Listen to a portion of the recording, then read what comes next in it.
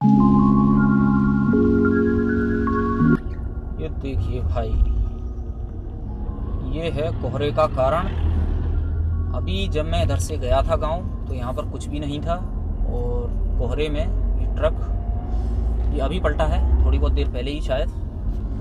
और इसमें जो है सब्जी लदी हुई थी, तो किसानों का काफ़ी नुकसान। आज मंडी करनी होगी इन्हें, ये दिल्ली जाना था तो कल की मंडी करते, और सब अपना वापस लेकर जा रहे हैं गाँव को।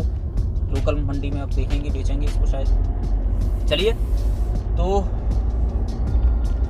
आप सभी को राम राम। कैसे हैं आप सब? स्वागत है आपका अपने इस चैनल में। मैं सुमित।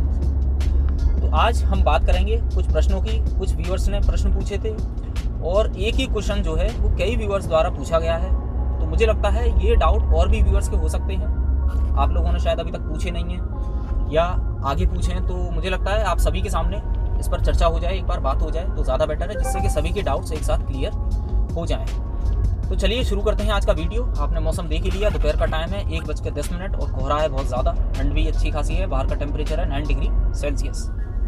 तो चलिए बात करते हैं सीधे मुद्दे की। तो सबसे पहला जो प्रश्न है ये पूछा है जे संगमा जी ने।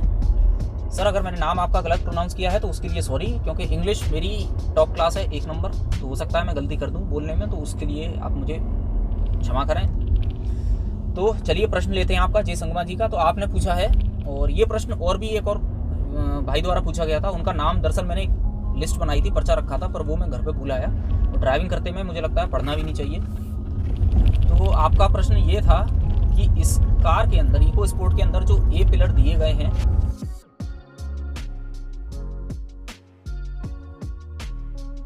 ये काफ़ी मोटे हैं, अच्छे खासे मोटे हैं, और ये एक ब्लाइंड स्पॉट क्रिएट कर देते हैं ड्राइवर के लिए। मतलब हमें बाहर का दोनों साइड का, इसके पीछे क्या है क्या नहीं है वो नज़र नहीं आता। स्पेशली ये दिक्कत होती है टर्न्स वगैरह पे, मैं समझ सकता हूँ। देखिए सर, मैं आपको बताऊँ, पहली चीज़ तो मैं कार ड्राइव कर रहा हूँ सन 2004 से।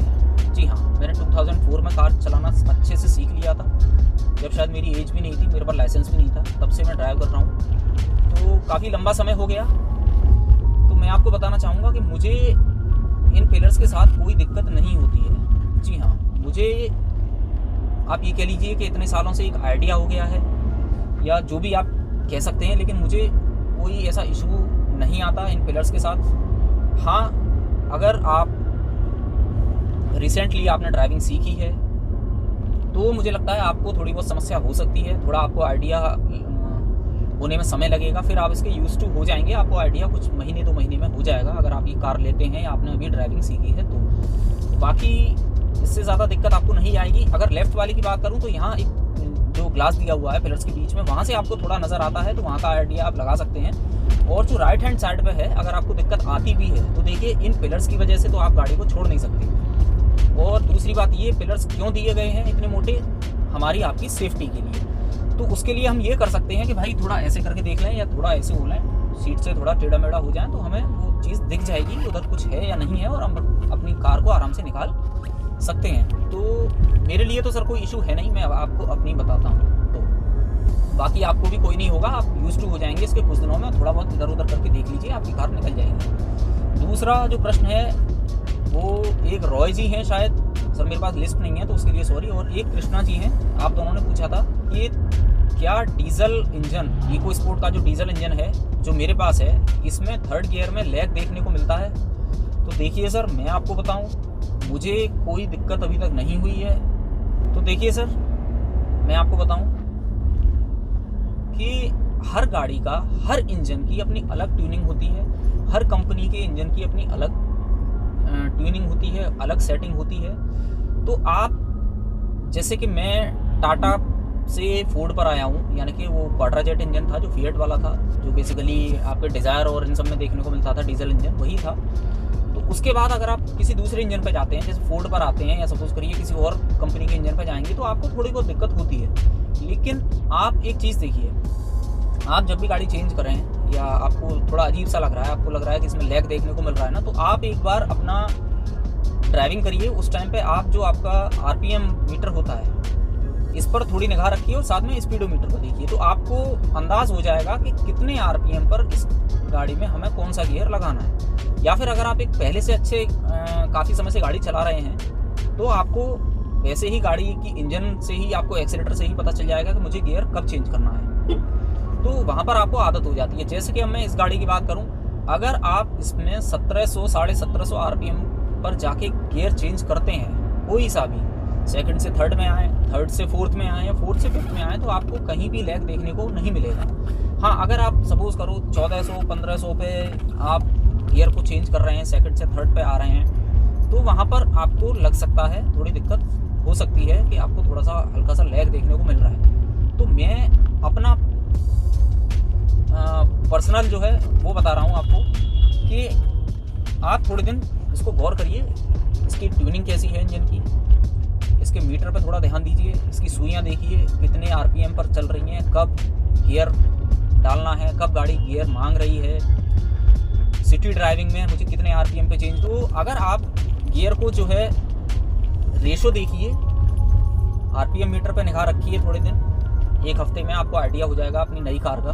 कोई भी आप कार लें तो इस चीज़ को थोड़ा ध्यान दीजिए, इस चीज़ पर, उनके मीटर्स पे ध्यान दीजिए, तो आपको उससे आइडिया हो जाएगा कि मुझे इतने आरपीएम पे गियर चेंज करना है। तो वहाँ से ऐसा करने के बाद मुझे नहीं लगता आपको कोई दिक्कत होगी। तो ये मेरे व्यू हैं आपके इस क्वेश्चन के ऊपर, और अगर इसमें मैंने कोई गलती करी है या मैं गलत बोला हूँ तो वहाँ पर आप मुझे प्लीज़ सही करिए, करेक्ट करिए, मुझे नीचे कमेंट करके बताइए कि मैंने कहाँ गलती करी है, सही बात मैंने आपको नहीं बताई।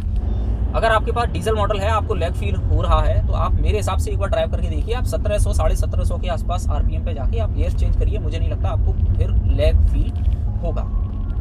तो उम्मीद है आपको ये चीज़ समझ में आ गई होगी। और आप में से बहुत से भाइयों ने मुझसे कहा था कि एक बार मैं अपनी गाड़ी के जो सीट कवर हैं उसकी फ़ोटो डालूं, तो देखिए मैं फ़ोटो तो नहीं डाल सकता क्योंकि अभी मेरे सब्सक्राइबर कम हैं, मेरे जो ऑप्शन होता है फ़ोटो डालने का वो नहीं ओपन हुआ है। तो अभी मैं आपको इस वीडियो में ही एक बार अपनी सीट कवर्स दिखा देता हूँ। तो अब बात कर लेते हैं कुछ मेरे प्रश्नों की। जी हाँ, मेरे भी कुछ डाउट्स हैं, मुझे भी आप लोगों की जो है सलाह, आप लोगों के सजेशंस की बहुत ज़्यादा ज़रूरत है। सबसे पहली चीज़ तो कि वाइल्ड ड्राइविंग जब मैं वीडियो बनाता हूँ तो उसके लिए आप लोग, बहुत से लोगों ने कहा है मुझे कि मैं एक कोई कैमरा ले लूँ या डैश कैम ले लूँ और मोबाइल हाथ में लेके रिकॉर्ड न करूँ। वैसे बात भी ठीक है आपकी, वो सेफ़ नहीं है, सेफ्टी पर्पज़ से देखें तो वो अच्छी बात नहीं है। ये ज़रूरी है कोई डैश कैम या कोई एक्शन कैमरा एक लेना चाहिए। तो प्लीज़ मुझे सजेस्ट करिए कि कोई एक्शन कैमरा कम पैसे में, मेरा ज़्यादा बजट नहीं है इस समय कि मैं गोप्रो वगैरह पे जा सकूँ। अगर आपकी नज़र में कोई ऐसा कैमरा हो तो मुझे ज़रूर बताएं जिसको कि मैं ले सकूँ और मेरा काम उससे चल सके। तो उम्मीद कर रहा हूँ आपको ये वीडियो भी पसंद ज़रूर आया होगा। अगर पसंद नहीं आया होगा तो थोड़ा बहुत ठीक ठाक ओके तो लगा ही होगा। तो अगर पसंद आया है या ठीक ठाक लगा है तो इसको लाइक ज़रूर कर दें, और अगर पसंद नहीं आया तो डिसलाइक भी ज़रूर कर दें। और जो भी आपके विचार हैं, जो भी आप सजेशन मुझे देना चाहते हैं, प्लीज़ ज़रूर दे दें कमेंट के माध्यम से, और या फिर इंस्टाग्राम पे आप मुझे मैसेज कर सकते हैं, वहाँ भी फॉलो कर लीजिए। और बाकी आप अपने इस चैनल को सब्सक्राइब भी कर लीजिए, मेरी आपसे रिक्वेस्ट है। अगर फ्यूचर में आपको वीडियोस पसंद ना आए तो फिर बाद में अनसब्सक्राइब कर लीजिएगा, लेकिन फ़िलहाल के लिए इसको सब्सक्राइब भी ज़रूर कर लें। तो मिलेंगे एक जल्द नई वीडियो में, तब तक के लिए जय हिंद, जय भारत।